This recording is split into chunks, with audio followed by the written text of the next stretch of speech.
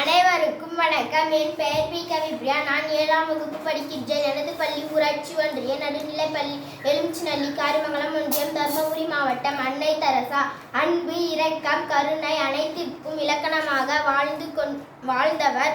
இன்றும் கோடிக்கணக்கான உள்ளங்களில் வாழ்ந்து கொண்டிருப்பவர் நம் அன்னை தெரசா. தென்கிழக்கு ஐரோப்பிய நாடான அல்பேனியாவில் 1910ஆம் ஆண்டு ஆகஸ்ட் 26ஆம் தேதி பிறந்தார். ஏழை மக்களுக்கு உதவி செய்வதற்காக 1929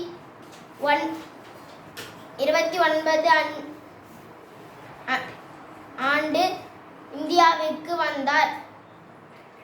அறக்கட்டளை ஒன்று தொடங்கி நோய்வாய்ப்பட்ட மக்களுக்கு அடைக்கலம் கொடுத்தார்.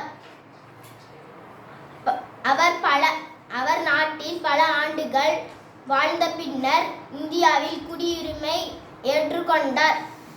பக்தியுள்ள பெண்மணிக்கு 1962 பத்மஸ்ரீ விருது வழங்கப்பட்டது. 1980 அவருக்கு பாரத ரத்னா விருதும் வழங்கப்பட்டது. அன்னை தெரசாவுக்கு தொடர் மாரடைப்பு ஏற்பட்டதால் செப்டம்பர் 5, 1997 அன்று அவர் தனது இறுதி மூச்சை சுவாசித்தார். நன்றி, வணக்கம். இந்த வாய்ப்பை அளித்த கலாம் யுவி அறக்கட்டளைக்கு நன்றி.